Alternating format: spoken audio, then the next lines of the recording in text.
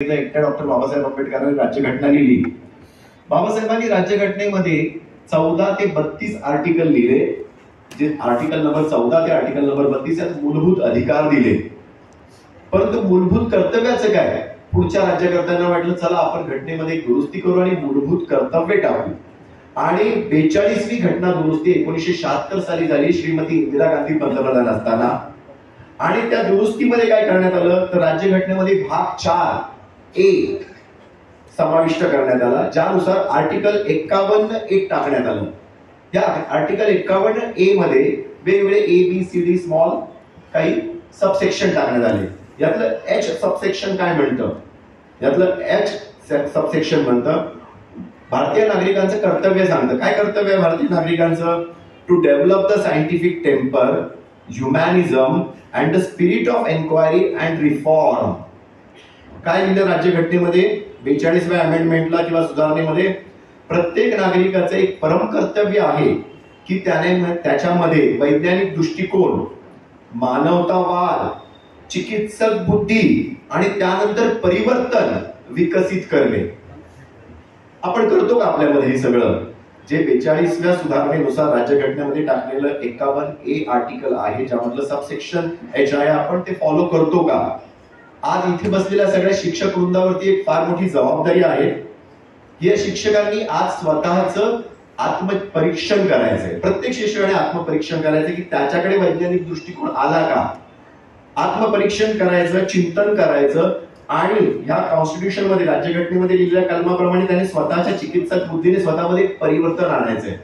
कारण तुम्ही बदललात तर समाज बदलेल, तर देश बदलेल. का? शिक्षकाची आज खूप जबाबदारी वाढली आहे पूर्वीच्या काळापेक्षा. आम्ही तरी डायरेक्ट पहिलीच ऍडमिशन घेतलं 5 वर्षाचे होऊन गेल्यानंतर. आज 2.5 वर्षाचं मूल झालं की त्याला नर्सरीमध्ये टाकतात, शिक्षकांच्या हवाली करतात. मग पुढचं 1 वर्ष नर्सरी नंतर ज्युनियर केजी आणि त्याच्या पुढचं 1 वर्ष सिनियर केजी. म्हणजे 5 वर्षाच्या आधीच मुलाचे 3 वर्ष शैक्षणिक कंप्लीट होतात आणि शिक्षकांवर मोठी जबाबदारी असते. एक मराठीतली म्हण आहे, लहान मूल म्हणजे मातीचा गोळा. ओल्या मातीच्या गोळ्याला तुम्ही जसं घडवाल तसा तो आकार घेईल. त्याला कुंडी बनवली तर कुंडी बनेल, माठ बनवला तर त्याचा माठ बनेल, किंवा एखादं वाडगं बनवलं तर वाडगं बनेल. त्या मुलाला घडवायचं, बनवायचं जे काय आहे त्याची पूर्ण जबाबदारी शिक्षकांची असते. शिक्षकांची जबाबदारी केवळ एक मूल नाही तर समाज आणि पर्यायी राष्ट्र घडवण्याची जबाबदारी असते. आणि यात प्रत्येक शिक्षक यशस्वी होतो का, यासाठी आज प्रत्येक शिक्षकाला एक आव्हान आहे की त्याने आत्मचिंतन, आत्मपरीक्षण करावं. मी एक छोटीशी गोष्ट सांगेल त्यासाठी. 1954 सालचा आचार्य अत्रे दिग्दर्शित पिक्चर, सिनेमाचं नाव आहे महात्मा फुले.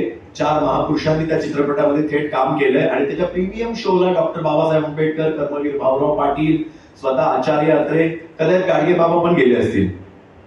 या चित्रपटात नावं झाल्यानंतर सर्वात पहिला सीन जो चित्रित करण्यात आला ते थेट दस्तूर खुद्द गाडगे बाबांचं प्रवचन त्यात चित्रित करण्यात आलं. थेट गाडगे बाबांनी पिक्चर मध्ये काम केलं, मी असं म्हणेन. दुसरा सीन कोणता आला तर एक पोवाडा आहे, धन्य ज्योतिबा धन्य ज्योतिबा झाला, हा धन्य ज्योतिबा झाला. कर्मवीर भाऊराव पाटील खुर्चीत बसले, त्यांनी आवाजवलं शाहीर आणि शाहीर मंडळी पोवाडा गाताय. त्यातही खुद्द ते पोवाडा झाल्यानंतर कर्मवीर भाऊराव पाटील समाजाला एक मिनिटाचा उपदेश करतायत. तिथे खुद्द डायरेक्ट कर्मवीर भाऊराव पाटलांचं शूटिंग आलेलं आहे. पुढे सीन आहे, पिक्चर मध्ये 2 नायकांनी काम केलं. एक नायक आहेत स्वतः आचार्य अत्रे, चित्रपटाचे निर्माते आणि दिग्दर्शक, आणि महाराष्ट्राचे लाडके प्रबोधनकार केशव सीताराम ठाकरे साहेब. हे दोघेही खऱ्या अर्थाने प्रबोधनकार, समाज परिवर्तक, विज्ञानवादी. पण चित्रपटात त्यांनी भूमिका केली आहे विज्ञानाला विरोध करणे, समाज परिवर्तनाला विरोध करणे आणि कर्मकांडी सनातन वैदिक धर्माला समर्थन करणे. पिक्चर मध्ये त्यांनी विरोधाभासी भूमिका केली आहे. आचार्य अत्रेंनी भूमिका केली आहे, महामहोपाध्याय राम दीक्षितांची भूमिका केली आहे आणि प्रबोधनकार ठाकरेंनी भूमिका केली आहे ज्योतिबांचे कुलोपाध्याय. हा चित्रपटातला पहिला सीन जो आहे या 4-5 मिनिटांनंतर जो येतो त्यात एक शाळा दाखवली आणि हा सीन मुद्दाम सांगतोय मी. शाळा दाखवली, भूगोलाचा तास चालू आहे आणि मुलं असं पुस्तक खोलतात, पुस्तकातलं एक वाक्य वाचतात, पृथ्वी वाटोळी आहे. पुन्हा वाक्य वाचतात, पृथ्वी वाटोळी आहे. दुसरं वाक्य वाचतात आणि वर्गामध्ये एकदम हशा पिकतो. दुसरं वाक्य असं असतं, पृथ्वी सूर्याभोवती फिरते. असं म्हणून सगळी मुलं हसतात मोठमोठ्याने आणि भूगोलाचे शिक्षक मागे हात घेतात आणि म्हणतात तेव्हा साहेबाने सांगितलेला भूगोल इथे वाचायचा आणि इथेच विसरायचा, हे शिक्षकाचं वाक्य त्या पिक्चर मध्ये, त्या चित्रपटामध्ये प्रदर्शित केलेलं आहे. म्हणजे कोणी महात्मा फुले पिक्चर बघा, युट्यूबला आहे, डाउनलोड करून तुम्ही बघू शकता. आणि त्यामुळे शिक्षकांवरती फार मोठी जबाबदारी असते की शिक्षक वैज्ञानिक दृष्टिकोन बाळगून आहेत का. आणि त्यामुळे त्या जबाबदारीसाठी कदाचित मला व्याख्यान मिळाले करायला, काउन्सिलिंग म्हणूयात आला. मी आज कोणते कोणते संदर्भ वापरणार आहे हे सांगून प्रस्तावनेचा भाग उरकता घेईल. मी आज सर्वात पहिला संदर्भ जो वापरणार आहे आजच्या प्रवचनासाठी तो आहे पंडित जवाहरलाल नेहरूंचं पुस्तक डिस्कव्हरी ऑफ इंडिया. दुसरा संदर्भ वापरणार आहे प्रबोधनकार ठाकरे सरांचं पुस्तक देवळाचा धर्म आणि धर्माची देवळे. तिसरा संदर्भ वापरणार आहे डॉक्टर बाबासाहेब आंबेडकरांनी ओबीसी समाजासाठी एक पुस्तक लिहिलं, हू वेर शूद्राज, म्हणजे शूद्रपूर्वी कोण होते ते. चौथा संदर्भ वापरणार आहे जो सगळ्यांनाच माहिती आहे, ज्याच्यासाठी मला कोणता पुरावा द्यायची गरज नाही, की भारताची राजकीय आणि सामाजिक परिस्थिती काय होती 1947च्या आधी. आणि पाचवा संदर्भ वापरणार आहे तो विज्ञानाचा आहे. आपल्याला माहिती आहे आपल्याकडे टीव्हीवर वेगवेगळे चॅनल असतात, डिस्कव्हरी असतं, नॅशनल जॉग्राफिक असतं, अॅनिमल प्लॅनेट असतं, ट्रॅव्हल अँड लिव्हिंग असतं, जे आपल्याला जनरल नॉलेज देतं, सायन्स शिकवतं. तसाच एक चॅनल आहे सोनी बीबीसी अर्थ नावाचा एक चॅनल आहे. त्याचा सर्वात मोठा वैज्ञानिक रेफरन्स आज मी इथे देणार आहे आणि त्याचे डिटेल्स सांगणार आहे. तर याच्यातून आपल्या शिक्षकांना एकच आहे की आपण प्रबोधित व्हायचंय, आपण आपल्यामध्ये परिवर्तनाची ज्योत जाळायची आहे, शिक्षकांवरती जबाबदारी आहे. एवढं बोलून मी माझा प्रस्तावनेचा भाग संपवतो. मी अनुक्रमणिकेकडे वळत आहे. एकही पूजा अर्चना प्रार्थना विधी कर्मकांड किंवा कर्मकांडी विधींना आपल्या धम्मामध्ये स्थान न देता केवळ वैज्ञानिक दृष्टीने शांतता आणि अहिंसेचा मार्ग देणारे जगातले पहिले फिलॉसॉफर किंवा सायंटिस्ट आपण म्हणू, शास्त्रज्ञ म्हणूया, तथागत गौतम बुद्ध. दुनिया कितनी बावरी जो पत्थर पूजा जाय, घर की चकिया कोई ना पूजे जिसका पिसा खाय, असं आपल्या दोह्यातून बोलून अंधश्रद्धेवर आघात करणारे संत कबीर. तीर्थी धोंडा पाणी देव रोकडा सज्जनी, शिवछत्रपतींसारख्या कर्तृत्ववान राजाकडे बघून असा अभंग रचणारे संत शिरोमणी महाराष्ट्राचे तुकाराम महाराज. 7व्या शतकात या देशात चातुर्वर्ण्य व्यवस्था आली, अस्पृश्यता आली, सगळं आलं. पण आपल्या धर्माच्या नावाखाली या चातुर्वर्ण्य व्यवस्थेला, अस्पृश्यतेला नष्ट करण्याचा प्रयत्न करणारे गुरु नानक देवांपासून गुरु गोविंद सिंगांपर्यंत 10च्या 10 शीख गुरु, आपल्या थोरल्या लेकाची संभाजीची अफजल खानाने छळकपटाने हत्या केली माहिती असून उरलेल्या एकुलत्या एक लेकराला, शिवबाला रयतेच्या स्वराज्यासाठी त्या लेकराचा जीव धोक्यात घालणारे शहाजी राजे आणि राजमाता जिजाऊ हे भोसले दाम्पत्य, पुण्या सुप्याची जागीर, ऐश्वर्य जीवन सगळं सोडून रयतेच्या सुखासाठी वारंवार स्वतःचा जीव धोक्यात घालणारे राजे शिवछत्रपती आणि ते स्वराज्य राखणारे महाराष्ट्रातले पहिले युवराज संभाजी राजे. महाराष्ट्रात सामाजिक समता, जाती भेदाला विरोध, अस्पृश्यता निवारण, महिला शिक्षण, अस्पृश्य शिक्षण अशा विविध क्रांतींची ज्योत पेटवणारे महात्मा ज्योतिराव फुले आणि सावित्रीबाई फुले हे फुले दाम्पत्य आपल्या संस्थानात अस्पृश्यता निवारण, आरक्षण अशा विविध गोष्टींची सुरुवात करणारे महाराष्ट्रातले पहिले करवीर पीठाचे म्हणजे कोल्हापूरचे छत्रपती राजर्षी शाहू महाराज, बाबासाहेबांना विविध शिक्षणासाठी स्कॉलरशिप देणारे आणि स्पॉन्सरशिप देणारे मराठी दौलतीचे गुजरातचे सुभेदार सयाजीराव गायकवाड महाराज, खुद्द भारतीय राज्यघटनेचा पाया आणि लोकशाहीचा पाया मजबूत करणारे आणि भारतात विविध योजना राबवणारे स्त्री उद्धारक हिंदू कोड बिल लिहून विश्वरत्न डॉक्टर बाबासाहेब आंबेडकर, मुलांच्या हॉस्टेलच्या खाण्यापिण्याच्या सोयीसाठी आपल्या पत्नीचं मंगळसूत्र मोडणारे कर्मवीर भाऊराव पाटील आणि त्यांच्या त्या पत्नी, महाराष्ट्रात प्रबोधनाची लाट आणणारे प्रबोधनकार ठाकरे सर, आचार्य अत्रे, संत गाडगे बाबा आणि अगदी अलीकडचे म्हटले तर अंधश्रद्धा निर्मूलन करणारे नरेंद्र दाभोळकर सर, या सर्व महान व्यक्तिमत्वांना सर्वप्रथम मानवंदना. अनुक्रमणिकेचा भाग इथे संपला. आता आपण सविस्तर व्याख्यानाकडे किंवा काउन्सिलिंग कडे वळू. माझी एक विनंती आहे सगळ्या शिक्षकांना की हा कार्यक्रम संपल्यावर कोणाला काही माझ्याशी चर्चा करायची, डिबेट म्हटलं तरी चालेल, मला भेटू शकतात, मी अर्धा ते 1 तासाचा वेळ देईन त्यासाठी. काउन्सिलिंग मध्ये सर्वात पहिलं म्हणेन की तुम्हाला सगळ्यांना माहिती आहे 2020 आणि 21 अकॅडमिक इयर घरातून झालं कोविडमुळे. तुम्ही लोकांनी पण सगळ्या ग्रामीण शिक्षणात पण तुम्ही घरातूनच केलं असेल मुलांचं शिक्षण, आणि 21-22चं पुढचं अकॅडमिक इयर पण घरातून गेलं. तुम्हाला डायरेक्ट मुलांशी संपर्क कोणालाच नव्हता. सगळे तुम्ही लोक घरातून तुमच्या शिकवायचे, मुलं घरात बसून शिकायचे, मोबाईलवरून किंवा लॅपटॉपवरून सगळ्यांनी अभ्यासक्रम पूर्ण केला 2 वर्षाचा, 2020 ते 2022. मला पण शिक्षक कसे शिकवतात हे बघण्याची एक मोठी संधी मिळाली. माझ्या मुलाचं 7वी आणि 8वी या दरम्यान निघून गेलं, 2 वर्ष निघून गेली. मला हा मुद्दा जाणीवपूर्वक मांडायचा आहे. एक शिक्षिका आहे, माझा मुलगा एका प्रायव्हेट शाळेमध्ये शिकतो, गोदरेज कंपनीची शाळा आहे, त्यांना फी चांगली भरपूरच आहे. एक शिक्षिका हिंदी विषयाची वारंवार ज्या विश्वाचा उल्लेख तिने शिकवताना मुलांसमोर ब्रह्मांड म्हणून केला, आणि मला धक्का बसला की शिक्षिका असले शब्द वापरते, ब्रह्मांड. हिला ब्रह्मांडाचा अर्थ कळतो का? दुर्दैवाने आम्हाला त्या शिक्षिकेला काहीच बोलता येत नाही, कारण आता मुलगा SSC ला आहे, ती शिक्षिका हिंदी विषय शिकवते, आणि दुर्दैवाने आमच्यासारखी परिस्थिती नाही राहिली. आता 20 मार्क शाळेच्या हातात असतात प्रत्येक विषयाचे, बरोबर ना? आपण शिक्षकात सगळ्यांना माहिती असेल, आणि त्यामुळे त्या शिक्षिकेला ब्रह्मांडाचा अर्थ काय तुला कळतो का हे विचारता येत नाही. मी सांगेन, ब्रह्मांड या शब्दाचा अर्थ ब्रह्माचे अंडे. काय अर्थ होतो या शब्दाचा?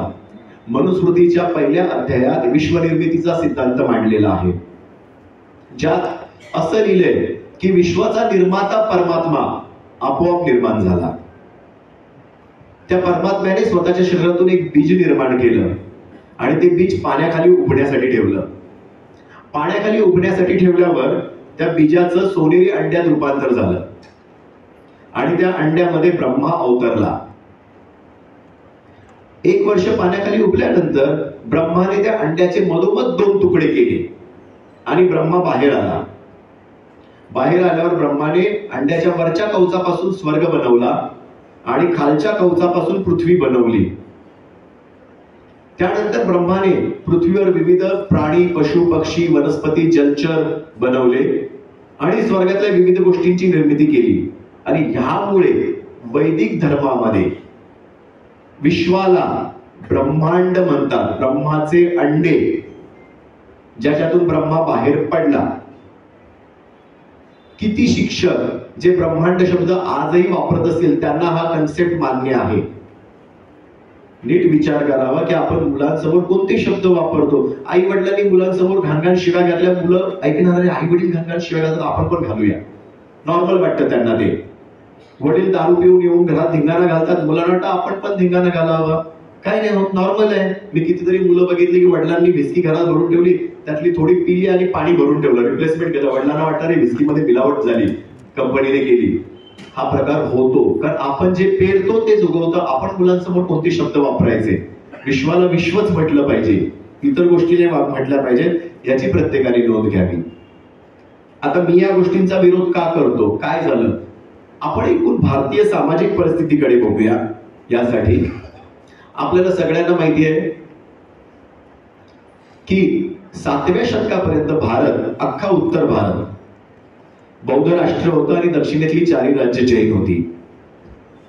काय झालं? जगातले सर्वात, आपल्याकडे फार वादविवाद असतो. माझ्या एका ओबीसी मित्राशी माझा वादविवाद झाला होता यापूर्वी. त्याचं म्हणणं नाही आमचे धर्मग्रंथ सर्वात पहिले लिहिलेले आहेत.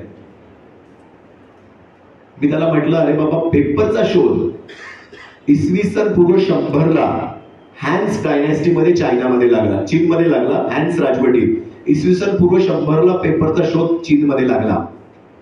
आणि त्यानंतर पहिली पेपर फॅक्टरी चीनमध्ये कधी चालू झाली? इसवी 102ला. म्हणजे तब्बल 202 वर्षाने चीनमध्ये पहिली पेपर फॅक्टरी चालू झाली.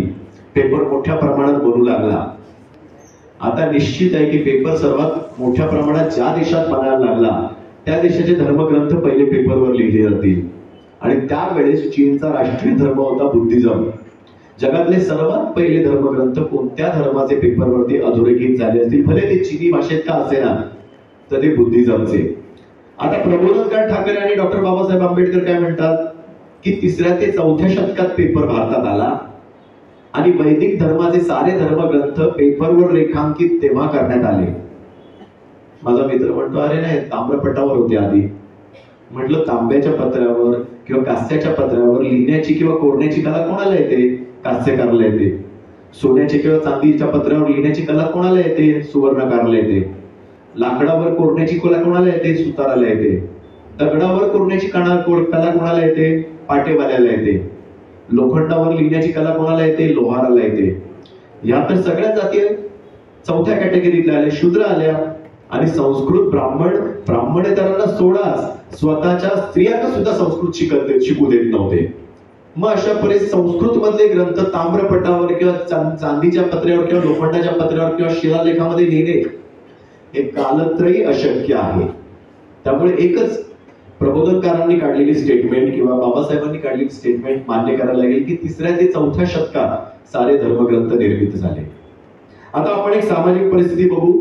महान पंडित युवान श्वांग भारतात 629 ला आला. इसवी सन 629 ला इंडियात आला आणि इंडिया सोडून तो 641 ला परत गेला. तेव्हा अख्खा भारत बौद्ध राष्ट्र होता. दक्षिणेतली 4 राज्य जैन होती. मग अशी काय माशी शिंकली की सारे वैदिक धर्मात प्रस्थापित झाले? तर याचं कारण एक की केरळच्या नंबूद्री ब्राह्मण कुटुंबामध्ये, केरळमध्ये 2 ब्राह्मणांमध्ये जाती आहेत, एक नंबूद्री आणि दुसरी नंबियार. केरळच्या नंबूद्री ब्राह्मण कुटुंबामध्ये शंकरचा जन्म झाला, ज्याला पुढे आद्य शंकराचार्य लोक म्हणू लागले. साम दाम दंडभेदाने बुद्धिझम नष्ट झाला, जैनिझम नष्ट झाला. सारी बुद्ध विहारे आणि जैन मंदिरे, मठ विविध देवी देवतांमध्ये रूपांतरित झाली. प्रबोधनकार ठाकरे छातीतोपपणे म्हणतात की या देशात अस्पृश्यता कोणी निर्माण केली असेल तर ती आद्य शंकराचार्याने. म्हणजे 30% SC, ST, NT, DT, VJ यांना अस्पृश्यतेत कोणी ढकललं तर आद्य शंकराचार्याने. 30% विद्यमान वैदिकांना किंवा हिंदूंना अस्पृश्यतेत ढकललं आद्य शंकराचार्याने. कोणता देव मदतीला आला? गेले 1300 ते 1400 वर्ष लोकांनी अस्पृश्यतेत काढले. त्यामुळे कोणता देव आला नाही? देव नाहीयेत मदतीला, दुर्दैवाने नाहीयेत. महिलांना, अब्जावधी महिलांना गेल्या 1500 वर्षात सती परंपरेत जिवंत जाळलं. ब्राह्मणेतर महिलांना जिवंत जाळायचे आणि ब्राह्मण समाजाच्या महिलांचं केशवपन केलं जायचं. किती महिलांना देवाने वाचवलं? कोणत्याही महिला असो, अगदी ब्राह्मणांपासून खालच्या जातीपर्यंत किंवा ख्रिश्चन, मुसलमान, कोणत्याही समाज, एकूणच भारतीय महिलांना वाचवायला कोणता देव आला? कधीच नाही, मला दिसलं नाही. ब्राह्मणेतरांचा शिक्षणाचा अधिकार काढून घेण्यात आला. मराठ्यांपासून खालच्या लेवलपर्यंत कोणता देवाला अधिकार द्यायला? कोणालाच अधिकार नाही मिळाला शिक्षणाचा. बाबासाहेबांनी आर्टिकल 21 लिहिलं घटनेमध्ये, लोकांना शिक्षणाचा अधिकार मिळाला. बाबासाहेबांनी आर्टिकल 19 सबसेक्शन 1 सबसेक्शन G लिहिलं आणि लोकांना आपल्या जाती बाहेर पडून मनाप्रमाणे नोकरी, धंदा, व्यवसाय करता आले. नाहीतर याच्या आधी परिस्थिती अशी होती की लोक आपल्या जातीप्रमाणे काम करायचे. जुजबी उत्पन्न होतं प्रत्येकाचं, कोणत्याही समाजाचा माणूस असो, जुजबी उत्पन्न होतं. ओबीसी असो, SC असो, ST असो, NT असो, TT असो, अगदी मराठा असला तरी त्याला शिक्षणाचा अधिकार दुर्दैवाने नव्हता. हे अधिकार कसे आले? हे सगळे अत्यंत मेहनतीने आणि कष्टाने अधिकार मिळाले. या अधिकारांचं संगोपन झालं पाहिजे. आता आजही मी लोक बघतो, इथला मला कार्यक्रम खूप आवडला. वैद्य मॅडमने जरी सरस्वती पूजन म्हटलं तरी वैद्य मॅडमने सर्वात पहिली सावित्री देवींची पूजा करून घेतली आपल्याकडून. त्यांना सरस्वती आपण मानलं. हा मला स्तुत्य उपक्रम इथे आवडला. आपली सरस्वती कोण? आपल्या समोर बसली आहे. हा एक स्तुत्य उपक्रम आवडला. कारण काही वर्षांपूर्वी, तुम्हाला आठवत असेल, 1-2 वर्षांपूर्वी यशवंत मनोहरांनी सरस्वती पूजन थेट नाकारलं होतं एका कार्यक्रमामध्ये नागपूरला आणि ते कार्यक्रम सोडून गेले होते. आता या आपल्याकडे ज्या काही गोष्टी चालतात, व्रतवैकल्य म्हणा, गंडे दोरे म्हणा, किंवा धार्मिक सहली म्हणा, किंवा लिंबू हार घालणे, पायात काळे दोरे बांधणे. अगदी माझी शिक्षिका मला एका वेळेस शाळेत म्हटली होती की विमानाचा शोध इंडियाने लावला, अमेरिकेने आपली टेक्नॉलॉजी चोरली. त्यावेळेस मला पेटंट आणि कॉपीराईट माहित नव्हतं, ऍडव्होकेट नसल्यामुळे. मी आज म्हणेन की बाबा ठीक आहे, आपली टेक्नॉलॉजी चोरली ना, आपण कॉपीराईटची केस फाईल करूया इंटरनॅशनल कोर्टामध्ये. इंटरनॅशनल कोर्ट असतं, केस फाईल करा, जिंकून दाखवा की त्यांनी आमची टेक्नॉलॉजी चोरली विमानाची. तेही कठीण आहे. आपण ईश्वराच्या आहारी का जातो किंवा आपण धर्मांध का होतो, आपण विज्ञान का टाळतो, याचं एक उदाहरण देईल. आपण 3 थिअरी आम्ही मोस्टली मांडलेल्या आहेत शास्त्रज्ञांनी आपल्या देशात, जगातल्या. मी शास्त्रज्ञांची नावं घेईल: जॉर्ज लॅबिटर, Edwin Hubble, Shoemaker Levy, Stephen Hawking आणि पार्कर. पार्कर हा रिसेंटलीच आकाशात सोडला. 12 ऑगस्ट 2018 पार्कर उपग्रह आकाशात सोडला गेला आणि तो सूर्याच्या कक्षेत कधी जाऊन बसला. सूर्याच्या कक्षेमध्ये तो 14 डिसेंबर 2021 ला सूर्याच्या कक्षेत पार्कर गेला. पार्कर सूर्याच्या कक्षेत गेला. सूर्याच्या कक्षेत याच्या आधी कोणी जाण्याची हिंमत करत नव्हतं. पार्कर सॅटेलाइट त्यांनी सेट केला आणि पार्कर सूर्याचा टोटल डेटा द्यायला लागला, आपल्याला माहिती द्यायला लागला. पार्करच्या माहितीनुसार सूर्याच्या बाह्य आवरणाचं तापमान आहे 6000 डिग्री सेल्सिअस आणि त्याच्या गाभ्याचं तापमान आहे 1.5 कोटी डिग्री सेल्सिअस. बिग बँग थिअरीनुसार एक मोठा अणू होता, त्याचे तुकडे झाले आणि सगळ्या विश्वात पसरले आणि त्यातल्याच 9 ग्रहांचे आपले 9 ग्रह बनले. म्हणजे कोणते? बुध, शुक्र, पृथ्वी, मंगळ, गुरु, शनी आणि युरेनस, नेपच्यून, प्लुटो. प्लुटो जो 9वा ग्रह होता तो कक्षा सोडून गेला. का बरं गेला प्लुटो कक्षा सोडून? किंवा एक प्रश्न पडत नाही का लोकांना की बाबा हे सगळे ग्रह, सूर्य एका जागी आहे आणि त्याच्याभोवती सगळे ग्रह वेगवेगळ्या कक्षेत फिरतायत. का वेगवेगळ्या कक्षेत फिरतायत? प्रत्येकाची कक्षा वेगळी का? प्रत्येकाची कक्षा एक का नाही? कोण आपली कक्षा सोडून एकमेकांची टक्कर का घेत नाही? आपटत का नाही एकमेकांवरती? का प्रत्येकाची वेगवेगळी कक्षा? हा प्रश्न का नाही पडत?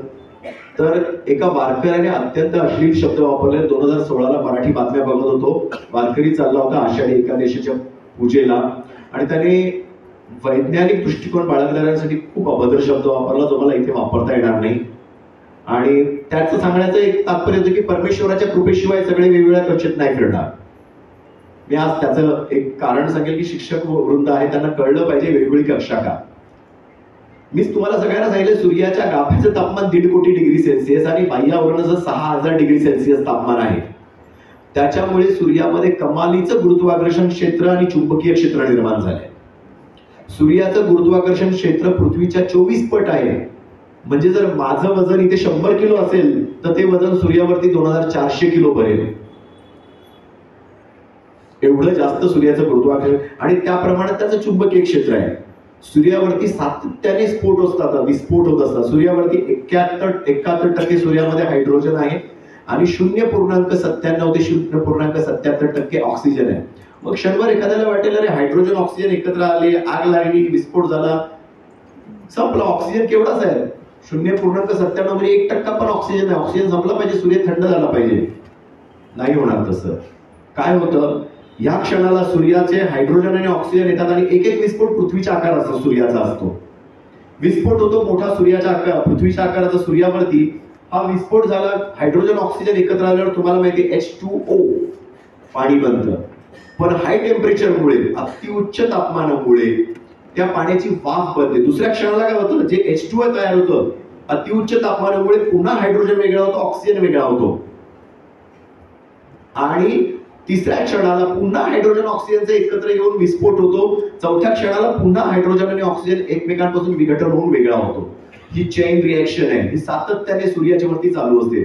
त्यामुळे सूर्य कधीच विझणार नाही, सूर्य कधीच थंड होणार नाही, सूर्य सातत्याने अक्षय ऊर्जा सोडणार. कारण प्रत्येक विस्फोट सूर्यावरती पृथ्वीच्या आकाराचा होतो. कारण सूर्यामध्ये जे सगळ्या गॅसेस आहेत, वायू आहेत, ते प्लाझ्मा अवस्थेत आहेत. ते कोणतेही वायू अवस्थेत थेट म्हणणार नाही. प्लाझ्मा. आपण ऑक्सिजन म्हटल्यावर O2, ऑक्सिजन ते 2 अणू एकत्र येऊन O2 बनतो. तिथे O2 नसतो, तिथे O असतं. तिथे नायट्रोजन म्हटलं तर N2 नसतं, N असतं. हायड्रोजन म्हटलं H2 नसतं, H असतं. सिंगल अणू असतो, एक अणू असतो. कारण सूर्याचं अतिउच्च तापमान 2 अणूंना एकत्र नांदू देत नाही. जशी कजाक सासू मुलाला आणि सुनेला नांदू देत नाही, तसा एक प्रकार आहे तो. त्यामुळे सूर्याचं आणि सूर्यावरती सातत्याने विस्फोट होत असल्यामुळे पृथ्वीच्या आकाराचे सूर्याचं चुंबकीय क्षेत्र निश्चित नाहीये. कधी हा उत्तर ध्रुव असेल आणि तो दक्षिण ध्रुव असेल, कधी हा उत्तर ध्रुव बनेल, तो दक्षिण ध्रुव बनेल, किंवा हा पूर्व पश्चिमचा पण उत्तर ध्रुव दक्षिण ध्रुव बनू शकतो. आता त्याच्यामुळे काय गंमत होते? आपल्या पृथ्वीच्या आतमध्ये सुद्धा लावारस आहे. सगळ्यांना माहिती आहे. पाताळ प्रदेश नाहीये, लावारस आहे. आणि तिथे बळीराजा पण राहत नाहीये, लावारस आहे. ह्या लाव्याचं तापमान कोर मधल्या पृथ्वीच्या गाभ्यातलं लाव्याचं तापमान आहे 6000 डिग्री सेल्सिअस. आणि हे 6000 डिग्री सेल्सिअस तापमान असल्यामुळे पृथ्वीला एक गुरुत्वाकर्षण शक्ती आहे 9.8 मीटर पर सेकंड स्क्वेअर. ही पृथ्वीची गुरुत्वाकर्षण शक्ती आहे. आणि या गुरुत्वाकर्षण शक्तीबरोबर पृथ्वीला कमालीचे चुंबकीय क्षेत्र पण निर्माण झालेलं आहे. आता आपण एक विज्ञानात ऐकलेलं की समान चुंबकीय क्षेत्रवाले एकमेकांना दूर ढकलतात आणि विरोधी चुंबकीय क्षेत्रवाले एकमेकांना अट्रॅक्ट करतात, एकमेकांकडे खेचतात. आता काय होतं, सूर्य आणि पृथ्वीमधलं अंतर कशामुळे मेंटेन आहे? एक अंतर, ठराविक अंतर. तर सूर्यामधलं आणि पृथ्वीमधलं विरोधाभासी चुंबकीय क्षेत्र, म्हणजे सूर्याचं साऊथ आपलं पण साऊथ एकमेकांची टक्कर खातात, त्यामुळे दूर ढकलले जातात. दुसऱ्या क्षणाला सूर्याचं उत्तर पोल, उत्तर ध्रुव आणि पृथ्वीचा उत्तर पोल ढकलतात. पण कधी कधी असं होतं की जवळ पण जातो. तुम्ही एक बघता, पृथ्वी अशी हलत डुलत जात असते, म्हणजे कधी उत्तर भाग गोलार्ध सूर्याकडे झुकतो, कधी दक्षिण गोलार्ध 6 महिने सूर्याकडे झुकतो. का झुकतो? का पृथ्वी अशी वॉवेल होत का जाते सूर्याभोवती गोल गोल फिरतात? ती स्ट्रेट अशीच्या अशी का फिरत नाही सूर्याभोवती? ती कधी उत्तर गोलार्ध झुकतो सूर्याकडे, कधी दक्षिण गोलार्ध झुकतो. का? ही गंमत काय चालली आहे? ही गंमत होण्याचं कारण ध्रुव बदलत असतात सूर्याचे, सातत्याने ध्रुव बदलतात. त्यामुळे पृथ्वी आणि सूर्यामध्ये आकर्षण आणि एकमेकांपासून दूर ढकलण्याची क्षमता दोन्ही आहे. त्यामुळे त्यांच्यामध्ये एक ठराविक अंतर आहे. सूर्य पृथ्वी कधीच एकमेकांवर क्लॅश होणार नाही. पण जर पृथ्वीच्या गाभ्याचं तापमान 6000च्या ऐवजी 5500 झालं ना, सांगता येत नाही आपलं काय होणार. माझ्यासारखा 75 किलो वजनाचा माणूस कदाचित अचानक आपलं वजन 60 किलो फील करायला लागेल. कदाचित आपल्याला पृथ्वीवर चालता पण येणार नाही. चंद्राची गुरुत्वाकर्षण क्षमता जशी 1/6 आहे पृथ्वीच्या, तसं आपण दुडकत दुडकत चालू आणि खाली पडू, आपल्याला चालता येणार नाही पृथ्वीवर सरळ सोड. तर गुरुत्वाकर्षण शक्तीमुळे आणि विरोधाभासी चुंबकीय क्षेत्रामुळे प्रत्येक ग्रहाच्या गाभ्यामध्ये तेवढाच ज्वालामुखी आहे, बोलकी आहे. प्रत्येकाचं तापमान वेगवेगळं आहे. म्हणजे पृथ्वीच्या गाभ्याचं तापमान जसं 6000 डिग्री सेल्सिअस आहे, मंगळाचं अजून वेगळं आहे, शनीचं अजून वेगळं आहे, गुरुचं अजून वेगळं आहे, बुधचं अजून वेगळं आहे, युरेनस नेपच्यूनचं अजून वेगळं आहे. त्यामुळे प्रत्येकाची वेगवेगळी कक्षा पृथ्वी सूर्यापासून निर्माण झाली आहे. तिथे कोणताही चमत्कार, जादू टोना अजिबात नाही. पूर्णपणे वैज्ञानिक कारण आहे की प्रत्येकाच्या वेगवेगळ्या कक्षा का. आता जो 9वा प्लॅनेट जो होता, 9वा ग्रह जो होता प्लुटो, तो सूर्याच्या कक्षेतून निघून गेला फिरता फिरता आणि युनिव्हर्समध्ये कुठेतरी निघून गेला, विश्वात कुठेतरी हरवला. कारण त्याचा चुंबकीय क्षेत्राचा बॅलन्स सूर्याच्या चुंबकीय क्षेत्राशी निर्माण होऊ शकला नाही आणि गोल गोल सूर्याभोवती फिरता फिरता तो कक्षा सोडून पळून गेला. आज कुठे प्लुटो आपल्याला माहित नाही. आज आपण फक्त म्हणतो सूर्याच्या भोवती 8च ग्रह फिरतायत: बुध, शुक्र, पृथ्वी, मंगळ, गुरु, शनी आणि युरेनस नेपच्यून. प्लुटो आपण बोलत नाही. बरं, का आपण ही सूर्याचं आणि गुरुत्वाकर्षणाचं सांगितलं की कुठेही इथे चमत्कार नाहीये, इथे वैज्ञानिक कारण आहे एक कक्षेचं. याच्या पलीकडे मी अजून एक गोष्ट महत्वाची सांगेल की 24 एप्रिल 1990 अत्यंत हिस्टॉरिकल इयर आहे, ऐतिहासिक वर्ष आहे मानव समाजासाठी. 24 एप्रिल 1990 अमेरिकेच्या नासाने हबल नावाची दुर्बीण सोडली आकाशामध्ये. दुर्बीण केवढ्या वजनाची होती? दुर्बीण 2 प्रौढ हत्तींच्या वजनाची होती. म्हणजे एका हत्तीचं वजन आपण प्रौढ कदाचित 2000 किलो पकडूया, 2 हत्ती म्हणजे 4000 किलो पकडूया. 4000 किलो वजनाची हबल दुर्बीण आकाशात सोडली. ही दुर्बीण उपग्रह प्रक्षेपकाच्या सहाय्याने म्हणजे रॉकेटच्या सहाय्याने सोडण्यात आली. या दुर्बिणीचं वजन 4000 किलो. पृथ्वीपासून दूर 547 किलोमीटर दूर ही दुर्बीण प्रस्थापित केली. ही दुर्बीण वारंवार रिपेअर करावी लागते. कधी त्याचे भिंग बदला, कधी कॅमेरा बदला, कधी सोलर पॅनल बदला, कधी त्याचं एखादं सर्किट बोर्ड खराब झालं तर बदला. तर वारंवार मानवाला काय करावं लागतं? पुन्हा रॉकेट संचलित यान सोडावं लागतं. पाठ सकट, माणसासकट. माणूस तिकडे जातो, त्याच्या रॉकेटमधून रशी बांधून स्वतःला बाहेर पडतो, ते पाठ बदलतो, खराब झालेले पाठ परत आपल्या यानात घेऊन जाऊन परत ते रॉकेट पृथ्वीवर येतं. हबलचं शेवटचं मेंटेनन्स झालं 2009 साली. हबल का महत्वाची? एडविन हबल या शास्त्रज्ञांच्या नावाखाली ही हबल दुर्बीण म्हटलं. हबल का महत्वाची? मी हबलचं नाव का घेतलं आज वैज्ञानिक प्रवचन देताना किंवा लेक्चर देताना? एक साधारण गोष्ट लक्षात घ्या. सूर्य आणि पृथ्वीमधलं अंतर आहे 15 कोटी किलोमीटर. 15 कोटी किलोमीटर कापून सूर्याचा उजेड सूर्योदय झाल्यावर पृथ्वीपर्यंत पोहोचायला तब्बल 8 मिनिटं लागतात. म्हणजे प्रकाश 8 मिनिटात 15 कोटी किलोमीटर ट्रॅव्हल करतो, प्रवास करतो. म्हणजे प्रकाशाचा स्पीड काय आहे, वेग काय आहे? 3 लाख किलोमीटर प्रति सेकंद प्रकाशाचा वेग आहे. 3 लाख किलोमीटर प्रति सेकंद. म्हणजे प्रकाश एका मिनिटात किती प्रवास करेल बुवा? तर एका मिनिटात प्रकाश प्रवास करतो 1,80,00,000 किलोमीटर प्रवास करतो. 1,80,00,000 गुणिले 60 म्हणजे एका तासात किती प्रवास करेल प्रकाश? तर प्रकाश एका तासात 108 कोटी किलोमीटर प्रवास करेल. चला 24 तासात प्रकाश किती प्रवास करेल? चला 108 कोटी गुणिले 24 25 अब्ज 92 कोटी किलोमीटर प्रकाश एका 24 तासाच्या दिवसात करू शकतो. चला एका वर्षात प्रकाश किती प्रवास करेल? तर एकूण 25 अब्ज 92 कोटी गुणिले 365.2 प्रकाश एका वर्षात 9,465 अब्ज 98,000 किलोमीटरचा प्रवास करतो. कारण का मी हे सांगतोय? हे कारण का मी सांगतोय? सांगण्याचं कारण एकच आहे की एका वर्षात जर प्रकाश 9,465 अब्ज किलोमीटर प्रवास करतोय तर 4.5 कोटी वर्षात प्रकाश किती प्रवास करेल? 4.5 कोटी गुणिले 9,465 अब्ज. तुम्ही गणित पण नाही करू शकत, तुमचं कॅल्क्युलेटर नाही गणित करू शकत. हबल टेलिस्कोपने 4.5 कोटी वर्षात प्रकाश जितका प्रवास करेल तितक्या दूरच्या ब्लॅक होलचे व्हिडिओ आणि फोटोग्राफ्स पृथ्वीवर पाठवले. हा जो पहिला ब्लॅक होलला मला एक्झॅक्टली मराठीमध्ये ट्रान्सलेशन नाही करता येणार. साधारणतः आपण त्याला काळा होल म्हणू, काळं छिद्र म्हणू, पण तसा शब्द वापरणं चुकीचा शब्द आहे. कारण कोणताही तारा तुटतो, नष्ट होतो, नष्ट होणे म्हणतो, तेव्हा त्याचं रूपांतर ब्लॅक होल मध्ये होतं आणि ब्लॅक होलचं गुरुत्वाकर्षण क्षमता हजारो पट जास्त असते. हा जो पहिला ब्लॅक होल आहे 4.5 कोटी प्रकाश वर्ष दूरचा, या ब्लॅक होल मध्ये जवळजवळ आपले सूर्य, आपला जो सूर्य विद्यमान आहे तेवढे 32 कोटी सूर्य मावू शकतात. एवढा मोठा तो ब्लॅक होल आहे आणि त्याचे सगळे व्हिडिओ, फोटोग्राफ, डेटा हबलने पृथ्वीवर पाठवला. हबल इथेच थांबला नाही.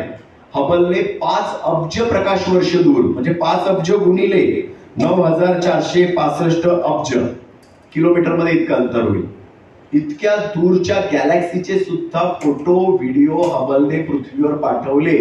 आणि बिग बँग थेअरी नंतर, बिग बँग थेअरी पहिल्यांदा कोणी मांडला? जॉर्ज लॅमेटरने मांडला. त्याला एलॅबरेट कोणी केला? स्टीफन हॉकिंगने केला. म्हणजे विस्तृत केला. एलॅबरेट म्हणजे विस्तृत केला आणि आपल्या पुढे मांडला. म्हणजे किती लांबचे डिस्टन्स, म्हणजे त्या बिग बँग थेअरीचे कण विश्वात जिथे जिथे जिथे ते उडाले त्या एकदम एक्स्ट्रीम एंडचा एक म्हणजे अंतिम छोर, जिसको हिंदी में बोले हम, शेवटच्या टोकाचा गॅलेक्सी, त्या गॅलेक्सीचा डेटा सुद्धा इत्यंभूत हबलने पृथ्वीवर पाठवलेला आहे. आता हबलला मध्ये कुठेच स्वर्ग दिसला नाही, कुठेच स्वर्गातलं चित्रीकरण हबलने करून पाठवलं नाही, किंवा त्यातले देव, अप्सरा, गंधर्व पाठवले नाहीत, किंवा नरकाचं चित्रीकरणही नाही झालं ज्यात बाबा राक्षस कोणाला तळतोय किंवा यमदूत कोणाला तरी भासतोय, चापाचे फटके मारतोय, किंवा तिथे भूत, सैतान, पिशाच राक्षस राहतोय. हबलने त्याचे जेवढे जेवढे एव्हिडन्स युनिव्हर्सचे किंवा ह्या विश्वाचे दिले, या दुर्दैवाने हबलला कधी स्वर्ग किंवा नरक देता आला नाही. कारण तो अस्तित्वात आहे की नाही हा सर्वात मोठा प्रश्न पडतो. अंधश्रद्धेच्या आहारी जाताना आपण अजून एक महत्वाची गोष्ट साऱ्यांनी बघितली पाहिजे की त्या स्त्रीला विचारा, तिच्या देवाने तिला मदत केली का, जिच्यावर बलात्कार होतो, की बाबा तू ज्या धर्माला मानते, कोणताही असो, तुझ्या देवाला मानते, तो देव धावला का तुझ्या मदतीला? त्या व्यक्तीला विचारा ज्याच्यावर हत्येचा प्रयत्न केला, 2 ते 3 मिनिटात तो माणूस मरणार आहे, त्याला विचारा की रे बाबा तुझा देव धावला का तुझ्या मदतीला, तुझ्या हत्येचा प्रयत्न झाला का? प्रत्येक व्यक्तीने आपलं हे करा, स्वतःचं सेल्फ अनालिसिस करा की गेले 1,500 वर्ष ब्राह्मण पुरुष सोडून अन्य कोणालाही शिक्षणाचा अधिकार नव्हता. देव आला का अधिकार द्यायला? अधिकारांची धडपड सावित्रीबाई ज्योतिबांनी केली, बाबासाहेबांनी कायदा केला. आणि त्याही पलीकडची गोष्ट, प्रत्येकाने स्वतःला प्रश्न विचारा की आपल्याला जाती बाहेर पडून मनाप्रमाणे नोकरी, धंदा, व्यवसाय करण्याचं स्वातंत्र्य होतं का? आलं का कोणत्या देवाने? नाही, आपलं आपल्यालाच घ्यावं लागलं. लेटेस्ट आपण एक गोष्ट बघू. कठुआमध्ये, जम्मूच्या कठुआमध्ये नफिसा नावाच्या 8 वर्षाच्या मुलीवर बलात्कार झाला. मंदिराच्या पुजारीने केला, मंदिरात केला. देव आला का मदतीला धावून?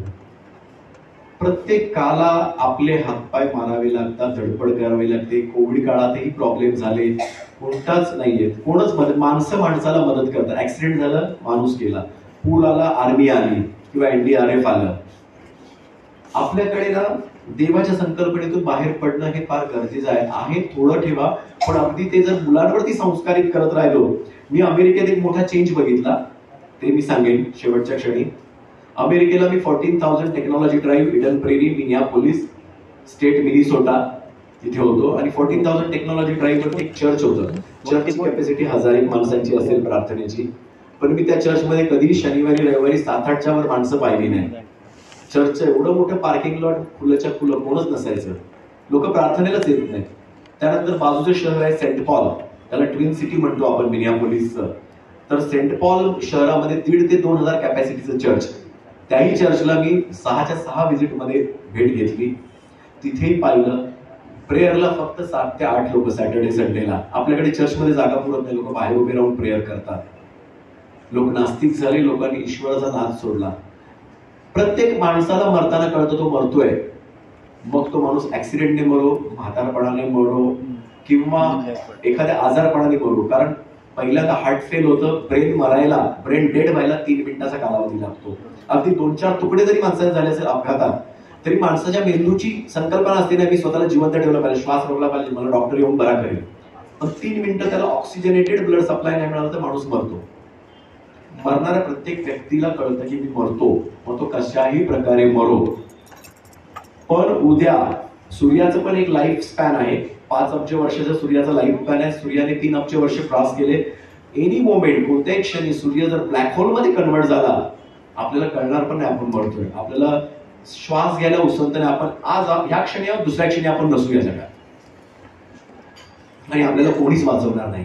आपण किती पण प्रार्थना करू, आपण किती पण पूजा करू, कोणत्याही देवाची करो, कोणत्याही मानवाची करो, किंवा स्वतःच विश्वासाने बोलू नाही हे रोखलं गेलं पाहिजे, मी वेगळे काहीतरी विधी करतो माझ्या मनाचे, आपल्याला कोणीच वाचवू शकणार नाही. त्यामुळे शिक्षकांना एक मोठी विनंती आहे की आपल्याकडे एक वैज्ञानिक दृष्टिकोन प्रत्येकाने रुजवायची गरज आहे. मुलांवरती कुठे आपल्याकडून कळत नकळत अंधश्रद्धा लादली जायला नको. हातात गंडे दोरे बांधणे, गंड्या दोऱ्यांनी कोणी आजारपणापासून वाचत नाही, कोणी मृत्यूपासून वाचत नाही, कोणी आर्थिक संकटापासून पण वाचत नाही. जेवढं वैज्ञानिक व्हाल, जेवढं विज्ञाननिष्ठ मुलांना शिक्षण द्याल, जे युरोप आणि अमेरिकेत मिळतं, तिथे प्रत्येक गोष्ट आम्ही आमच्या घरात पण चर्चा करताना वैज्ञानिक चर्चा करतो. त्या दिवशी माझी मिसेस म्हटली, अरे आपण आपल्या घरात जे हबल, पार्कर किंवा सूर्य, इतर ताऱ्यांवरती चर्चा करतो, लोक करत असतील का? म्हटलं मला नाही वाटत लोक घरात या चर्चा करत असतील. ती लोक, अरे नाही मी तिथे कसं जाऊ, त्या देवस्थानी कसं जाऊ, इथे नमस कसा बोलू. नाही, तुम्ही शिका. फार मोठ्या मेहनतीने हा अधिकार मिळालेला आहे शिक्षणाचा. फार त्रास घेतला बाबासाहेबांनी हा शिक्षणाचा अधिकार ब्राह्मणेतरांना द्यायला. तुम्ही शिकाल, पुढची पिढी सुसंस्कृत कराल, सुशिक्षित कराल, हे समाजाच्या नाही राष्ट्राच्याही हिताचं होईल. आणि राष्ट्रहितात शिक्षकांसारखा मोठा गुरु अन्य कोणीही नाही. त्यामुळे विनंती आहे साऱ्या शिक्षकांना की तुम्ही स्वतः विज्ञानाधिष्ठ राहा, आणि तुमच्यावर जी जबाबदारी आहे विज्ञानाधिष्ठ समाज घडवण्याची, ही समाजाची जबाबदारी आणि राष्ट्राची जबाबदारी सगळे शिक्षक यथोचित पार पडतील अशी संकल्पना करून किंवा अशा शुभकामना देऊन मी आजचं माझं हे व्याख्यान किंवा काउन्सिलिंगचं लेक्चर संपवत आहे. कोणाला काही डाऊट असेल तर कार्यक्रमानंतर मला कृपया भेटा, काही हरकत नाही.